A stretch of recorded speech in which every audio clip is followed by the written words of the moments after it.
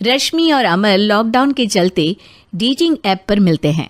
उसी बीच उनकी बॉन्डिंग बहुत अच्छी बन जाती है और दोनों एक दूसरे से प्यार करने लगते हैं। बस लॉकडाउन खत्म होते ही चट मंगी पट शादी। उससे पहले घर में बात तो कर लो। अरे माँ पापा कभी मना नहीं करेंगे। अमर की बात सुन रश्मि खुश हो जाती है। ऐसे ही दिन बीतते हैं और देखते ही देखते लॉकडाउन खुल जाता है, जिसके अगले ही दिन अमर अपने परिवार के साथ रिश्ता लेकर रश्मि के घर पहुंच जाता है। अभी लॉकडाउन खुला ही है और कोरोना तो ख़त्म भी नहीं हुआ, इसलिए ज़्यादा कुछ ना करके अगले कुछ दिनों में छोटे फंक्शन के साथ शादी कर लेते हैं। अमर के पापा की बात पर सब सहमत हो जाते हैं। कुछ दिन बाद दोनों की शादी हो जाती है और रश्मि अपने ससुराल पहुंच जाती है। बेटा, शादी तो तूने अपनी मर्जी से कर ली, लेकिन बहू को बोल देना इस घर में हुक्म मेरा ही चलेगा, इसलिए अपना राज जमाने की कोशिश भी ना करें। माँ, रश्मि को यहाँ सिर्फ प्यार, आशीर्वाद और अपनापन चाहिए, पैसा या राज नहीं।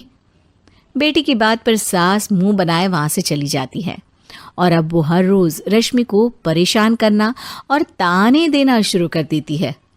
देखो, ये है आजकल की लड़की, इंटरनेट पर लड़कों से बातें करते हुए इन्हें शर्म भी नहीं आती, और यहाँ तो देखो कितनी सीधी सुशील बनकर दिखा रही है। मम्मी, शादी के रिश्ते वाले इंटरनेट ऐप से जब किसी को कोई दिक्कत नहीं है, फिर डेटिंग ऐप के जरिए मिलना किस तरह गलत हो सकता है? रश्मि के डेटिंग ऐप वाली बात सुन उसकी हैरान सास तुरंत तुनक कर पूरे घर को सिर पर उठा लेती है, जिसकी आवाज़ सुन अमर और उसके पापा भी वहाँ आ जाते हैं। हाय मेरी माता, इतना बड़ा झूठ! डेटिंग ऐप को इंटरनेट के जरिए मिली है बोलकर इस कलमुही को मेरे सर ला बिठा दिया। अरे नास पिटी, तुझे जरा भी शर्म नहीं आई? वहाँ न जाने कितने लड़कों से गुलू गुलू करके तुझे मेरा ही लड़का मिला था फंसाने के लिए। माँ, मुझे तो समझ नहीं आ रहा क्या बोले जा रही हो। डेटिंग ऐप इस्तेमाल करना कोई अपराध नहीं है, और तुम रश्मि को ऐसा कैसे बोल सकती हो? मैं भी तो था उस ऐप पर। पहले उसके लिए माँ से झूठ बोला और अब लड़ाई कर रहा है। सास और अमर की बात सुनकर रश्मि हैरान खड़ी रहती है। अमर, तुमने घर में झूठ क्यों बोला? ये सब देख रही हो ना, इसी की वजह से झूठ बोलना पड़ा। एक तरफ अमर और रश्मि की ये बात चल रही होती है, वहीं दूसरी तरफ सास का नॉन स्टॉप क्लेश सबको परेशान कर देता है। सब एकदम चुप, जो हुआ सो हुआ, अब मुझे कुछ ना सुनाई दे। पति की बात सुन सास चुप होकर वहां से चली जाती है, लेकिन अब वो रश्मि के सिर दुनिया भर के सारे काम डालकर उसका जीना पहले से भी ज्यादा मुश्किल कर देती है। मम्मी, मैं आपका गुस्सा समझ सकती हूँ, आपको जो करना है कर लीजिए, मैं कभी कुछ नहीं बोलूँगी। उम्मीद है किसी दिन तो आपका गुस्सा शांत होगा और नफरत प्यार में बदलेगी। रश्मि की अच्छाई को उसका नाटक समझकर सास गुस्से के 7वें आसमान पर चढ़ जाती है और उसी शाम रश्मि को नीचा दिखाने के लिए अपनी सहेलियों को घर बुलाकर उसकी बुराइयां करने लगती है।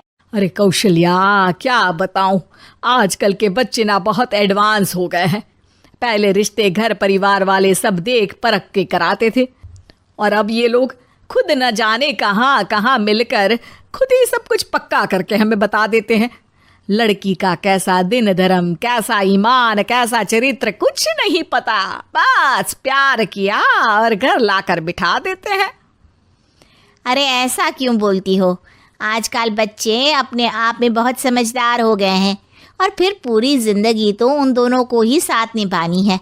अपनी पसंद से शादी कर भी ले तो क्या दिक्कत, तू ही देख ले, पहले इतना अच्छा बेटा और अब सोने पर सुहागे जैसी सर्वगुण संपन्न बहू।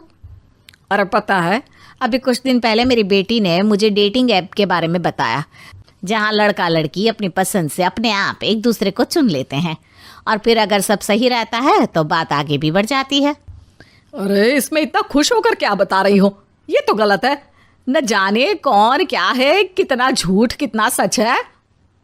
अरे पर सोचो, जब तुम किसी के बताए रिश्ते को देखने जाते हो तो क्या एक ही बार देखने से सच झूठ का पता लगा सकती हो? ज़रूरी नहीं कि बच्चों का लिया फैसला हमेशा गलत हो। अरे बहुत बार हमसे भी तो गलत फैसले होते हैं ना।